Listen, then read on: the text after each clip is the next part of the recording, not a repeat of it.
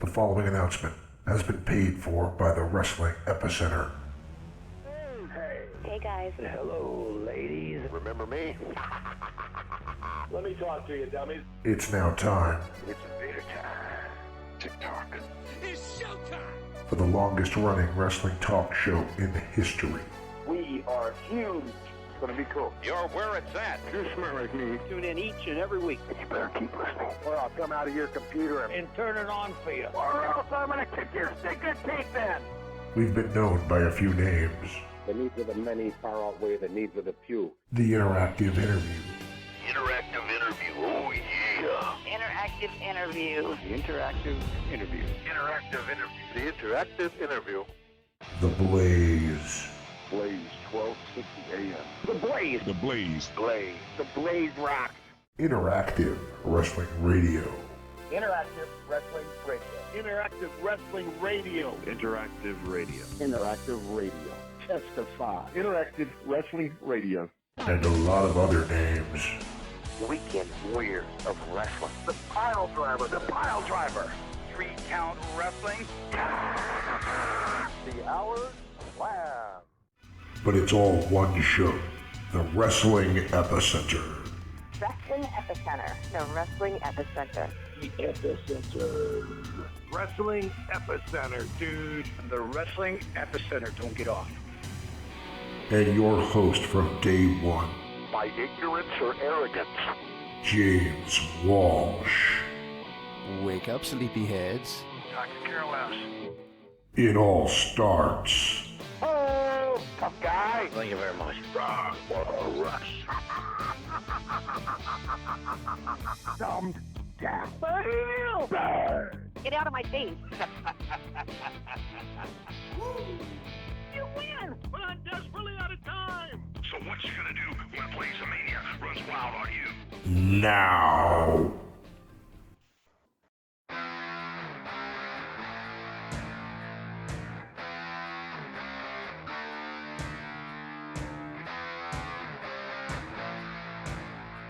Wake up, sleepyheads. It's party time. My name is James Walsh, and welcome to another edition of Interactive Wrestling Radio right here on WrestlingEpicenter.com. Joining us this week for the first time ever, if you can believe that, is Dr. Tom Prichard of the Heavenly Bodies, who now is a part of the Jacobs Prichard Wrestling Academy in Knoxville, Tennessee. Certainly cannot believe it's taken this long to have on Dr. Tom Prichard. I remember I used to get mad when I'd go to the news lines and report news and I'd see Tom Prichard speaks to, I don't know, Voice of Wrestling, or Monday Night Mayhem, or the Pancakes and Power Slams, and all these other podcasts that are out there or were out there. And I would think, why didn't he ever do ours? Why didn't we ever have him on? So I finally got the gumption to say, we need to have him on and have him on to talk about things. I think we'd have a lot more to talk about if we had more time, but what a great conversation it was for the 20-25 minutes that we did talk to Dr. Tom. Hope you guys enjoy what we deliver here. I encourage everybody to find us on Facebook, facebook.com/Wrestling Epicenter, to find us on our website, WrestlingEpicenter.com. That's WrestlingEpicenter.com. And of course, check out our store and buy something, will you? Because as much as I love doing what we do, I kind of like getting paid for it too. Anyway, let's get to the interview here on WrestlingEpicenter.com. Big things coming this coming week, so I hope you guys stay tuned right here to the Wrestling Epicenter.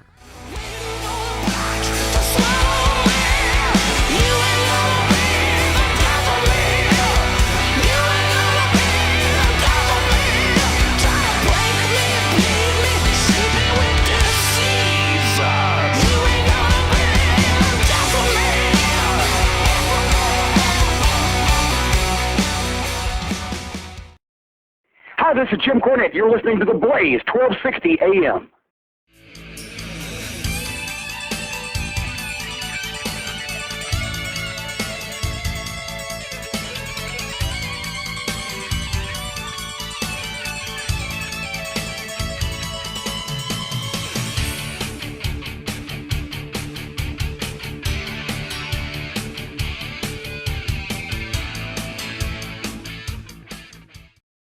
Welcome back to Interactive Wrestling Radio on the Newsmaker line. With me right now, believe it or not, after, nearly 20 years of doing this is the first time I've ever spoke to a true wrestling legend, Dr. Tom Prichard. Mr. Prichard, are you with me? James, I'm right here with you, man. After 20 years, you're telling me I'm the only wrestling legend you spoke to? That's phraseology. I didn't phrase that well, did I? No, this is the first time I've spoken to you. There we go. There you go. Very good. Yeah. I'll accept that part. But you are a wrestling legend. I will say that. I appreciate it, man. All right. So we wanted to have you on to talk about a couple things. I'd like to pick your brain a little bit, go over a couple career highlights. But first things first, the Academy, the Jacobs Prichard Wrestling Academy. What made you guys, yourself and Kane, decide to open your own wrestling school? Quite honestly, it was during the campaign for Knox County Mayor, where Glenn and I were actually having dinner, and I was set to do a seminar somewhere, and we were talking about it, and the next day he says, why don't we start a school here in Knoxville? And I thought, no, maybe not the best place, because I'd done it here before, and it just didn't work out. You have too many people in this day and age that can just go out, buy a ring, or open up a school and say, hey, come on over, let's run our own wrestling show or wrestling show, if you will. And but we got to talking and said, wait a minute, I've been training guys for a while, and Glenn has a pretty good name in wrestling, so why not let's try it. And so we went ahead and pulled the trigger. And Knoxville is a good wrestling town. Knoxville is a great town to live in. Actually, there's a lot of nice things to go to and see, and then it's a little bit cheaper living here than it is up north. So just after all this time in the business, I've been doing this over 40 years. Glenn's been close to 25, 30 now. So, I mean, we've got some experience and some connections under our belt, and we figured, why not? Let's just go all out and give it a shot, and that's what we did. Absolutely. Sometimes I hear things from people and it surprises me. And Rob Van Dam was somebody that I had on a few months ago, and he was talking about taking his girlfriend to a wrestling school and being surprised because some of the young guys are doing stuff off the top rope onto crash pads and they haven't learned to tie up yet. I'm going to assume that's not the case at the Jacobs Prichard Academy.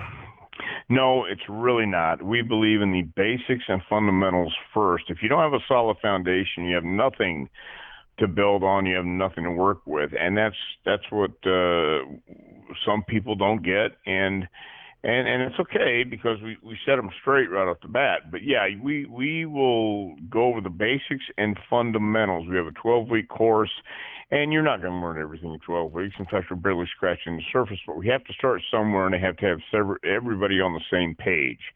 So yeah, that's the problem these days, is some guys who open up a wrestling school need to go to wrestling school themselves. And we make sure that you know how to lock up, you know how to walk in the ring, you understand timing, you understand what this industry in this business is about. And there's a lot more to it than people really know or anticipate before they get to us. So some are shocked, some are relieved, and some are just happy to be there. Absolutely. In preparing for this interview, I started to think of the first time I remember seeing you as a fan, and I remember I was in my kitchen and I heard a voice coming from the TV doing commentary on the old Dallas USWA show. And I was convinced it was Roddy Piper for some reason. I just was convinced it was Roddy Piper. And I came back and I said, okay, there's Tom Prichard, but where's Piper? Where's Piper? Was Piper an influence on the way you used to maybe call things, in especially in that time frame? I met Roddy when I first broke in California, and he was one of those veterans who treated everyone with respect. As long as you respected him, he respected you, and if you respected the business, he respected you as well. Mm-hmm. And through the years, I would run into Roddy, and in Georgia later on, I came in contact with him again. He was just one of those people. And his mannerisms, his voice, his cadence, everything else, it came natural after a while, especially after I turned into a heel, because I really wasn't a babyface. I thought I was, but I wasn't. And he was a huge influence. And I know I sounded like Piper. I know I ripped him off. Yes, and I told him that, and he said no problem, no worries. He didn't have a problem with it. I didn't have a problem with it. It was something. It came a little bit more naturally because I had kind of an attitude, and I always admired Roddy because he was a first-class guy. Awesome. I always wondered that because there was a lot of nuances, but I'm not saying it was a ripoff. I just said there was some similarities for sure. Oh yeah, there was definitely a ripoff. I mean, but I wasn't doing it to imitate Piper, but it was pretty much more of a natural feeling to it because I knew he was having fun with it. It was kind of one of those things that he had that ability to communicate. I don't know that I had that ability, the ability he had, certainly, but it was a little more easier to reference him than it was anybody else at that time in my life. Awesome.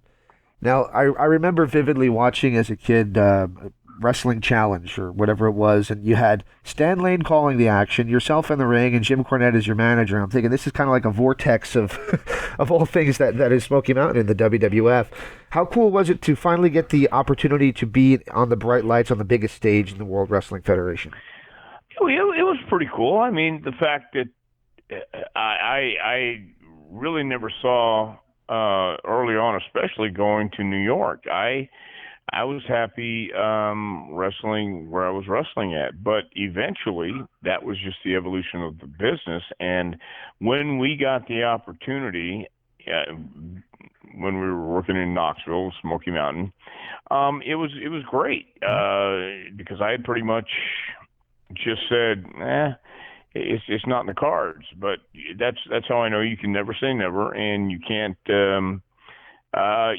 determine your fate, or you can determine your fate if you want it bad enough. You can do anything in the world you want. I mean, I really do believe that, and it was very cool. We got to work with some great guys and get to know some good people, and of course, it led to an opportunity to train and help people out. Absolutely, and that's what you're still doing. So that's incredible that it parlayed into that. It was very fortunate. I'm a big rock and roll fan, so of course the hair is everything. So how hard was it for them to ask you to cut off your gorgeous locks to do the Body Donnas character? Well, I wasn't really into it, quite honestly. I wasn't into it when they asked me. I wasn't into it when I did it. I wasn't into it when I worked with Chris. I mean, I love Chris Candido to death, but it just the whole vibe, the whole attitude, the whole situation was not conducive to being a happy one. None of us had a great attitude at that time. When I say none of us, I'm talking about Chris, Tammy, or myself. And there were a lot of elements at play, and I did not. I felt naked in a crew cut, and it was like, oh my God, man! It just. When you have long hair, you could hide behind it. You could put it in front of your face, and people don't know what you're thinking. They just it was my shield. It was my flag against society, if you will, I guess. And now all of a sudden, I'm coming out with a crew cut. You can see everything, and I thought, oh no, I have nothing else to hide behind. So I didn't dig it at all. Kind of a strange question, more of a personal one. If you don't want to talk about it, I don't care. But how's your relationship with Bruce? Much better. Good. We are now, I think this business is hard enough just going through it and maneuvering everything you have to maneuver and manipulating everything you have to be manipulating. So, there have been rocky patches in the past, but that has a lot to do with me and a lot to do with my attitude growing up. So it's great now. All right, awesome. I'm glad to hear that. So I said earlier on I'd like to pick your brain a little bit. So what I love to do is I love to watch shows and then listen to some of the people I respect, like, for example, Jim Cornette, review the same show I just watched and see kind of how our notes, how I thought about a show compares to how they felt about it. And it doesn't always sync up, but it does more than not.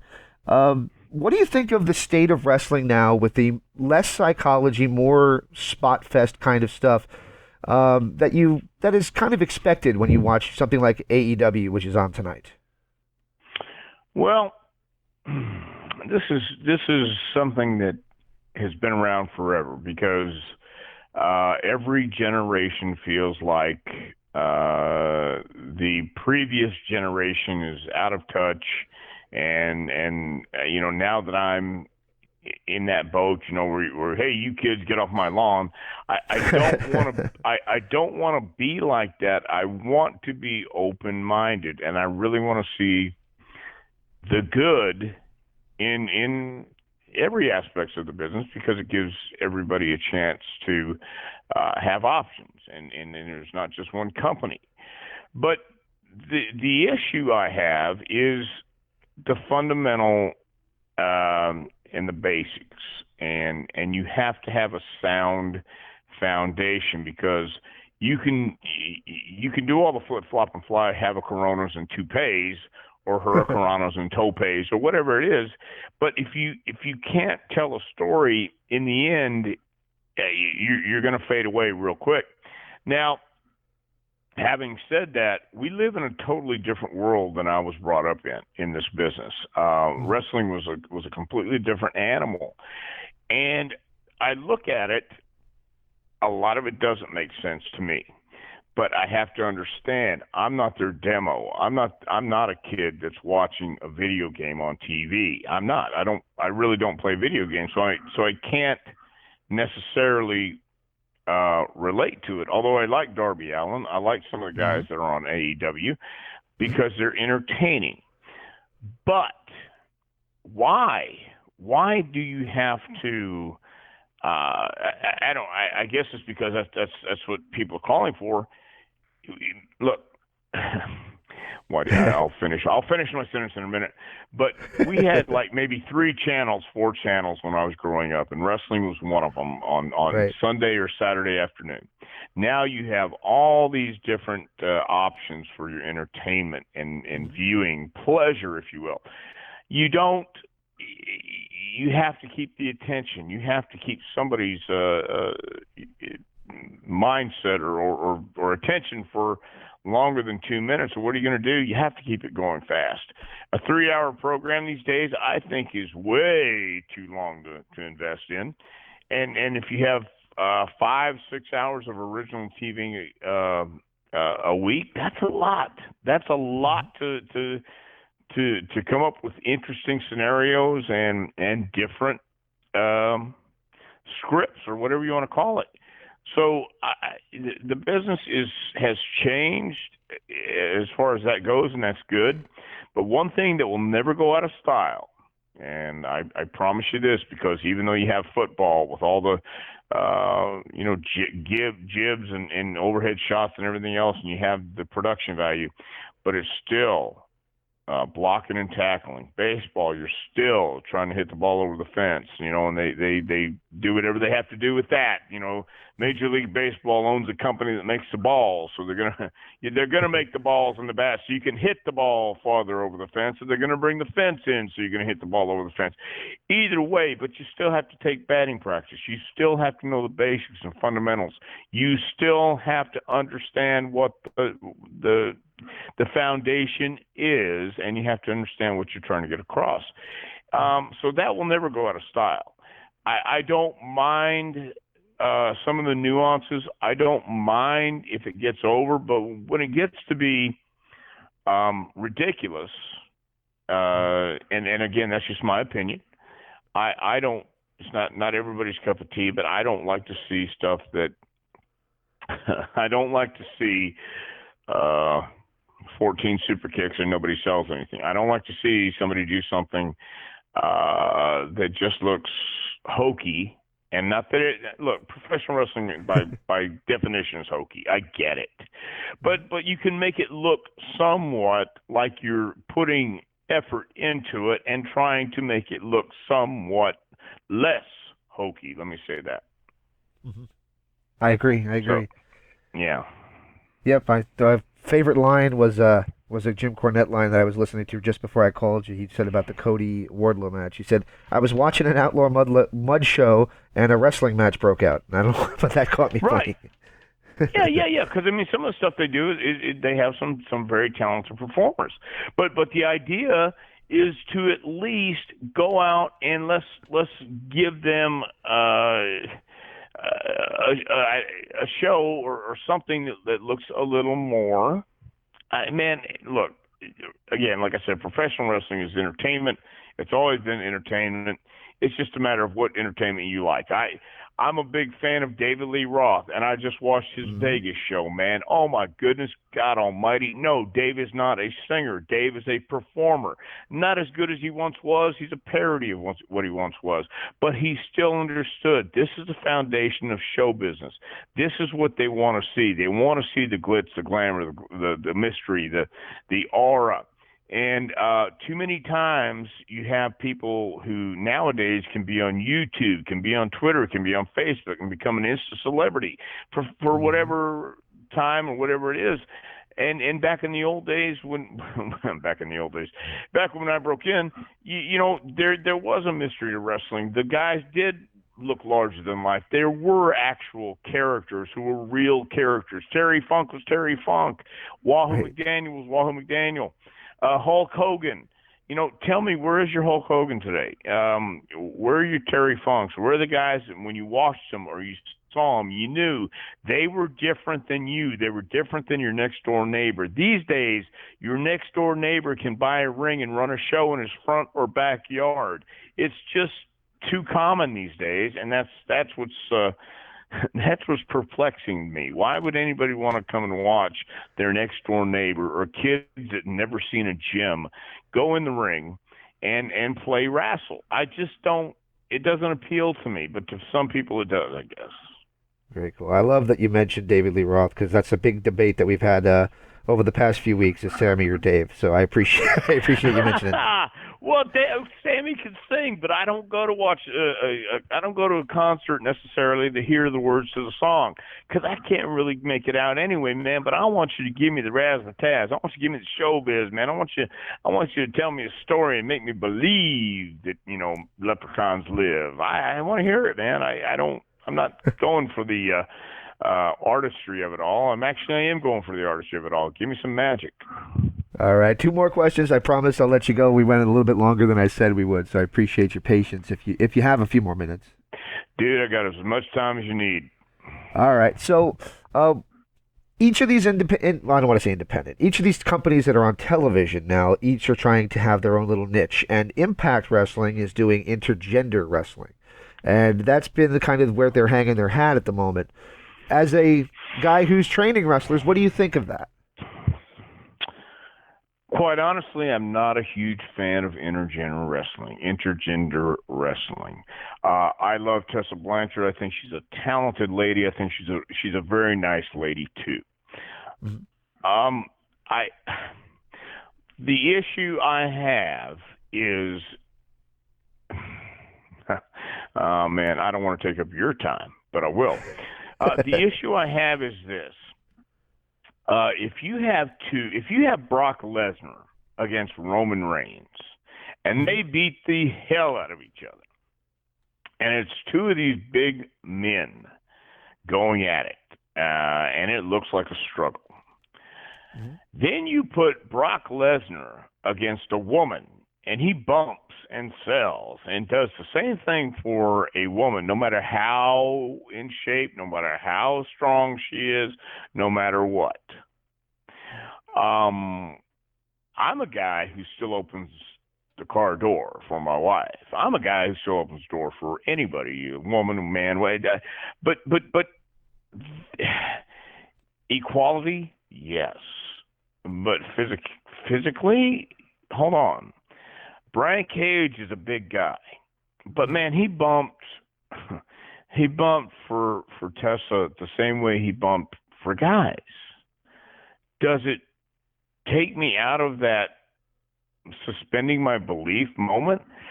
No, it just kind of made me watch going, Instead of coming up with spots, instead of coming up with a scenario, instead of let's look, do women and men really in athletic competition like boxing and wrestling?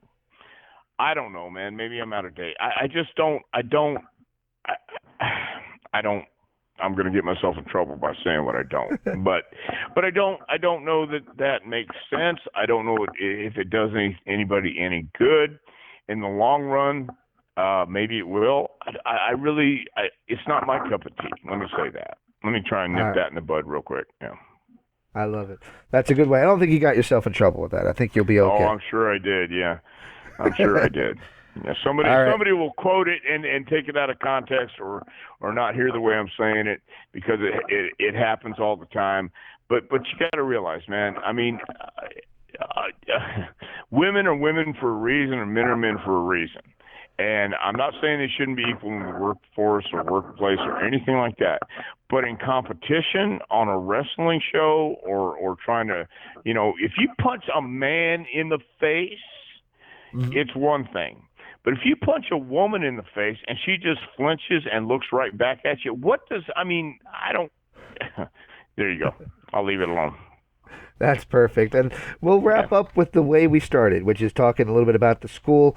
It's in Knoxville. Your mayor is your co-founder here. So let's talk a little bit about that and where can those who are interested in attaining or attending the school, I got to learn to talk today, find out more information. There you go. Okay, our website is jpwrestlingacademy.com. We're on Twitter too at JPWA. I'm on Twitter at Dr. Tom Prichard, and we are located in Knoxville, Tennessee, in the D1 Sports Complex in Hardin Valley. All the information is at jpwrestlingacademy.com. So we're accepting new applications for our spring session, which starts in April, the day after WrestleMania, actually. And that's where you can go and check it all out. All right, I'll make sure and put a link on there for you. Before I let you go, can I ask for one last favor? Sure. You probably know what I'm going to ask. Can I get a drop just saying this is Dr. Tom Prichard and you're listening to the Wrestling Epicenter? You got it. 3, 2. This is Dr. Tom Prichard, and you're listening to the Wrestling Epicenter. Like what you're hearing? Follow us on social media. We are on Facebook at facebook.com/Wrestling Epicenter, or just search Wrestling Epicenter in the search box on Facebook. On Twitter at WEpicenter. On YouTube at IWR Interactive. And of course, check us out at WrestlingEpicenter.com, your hub and home of all things professional wrestling interviews. We're the originals, and we love what we do. The preceding announcement was paid for by the Wrestling Epicenter. Time to listen, and if you liked what you heard, I'm glad. If you didn't like what you heard, well, go fuck yourself.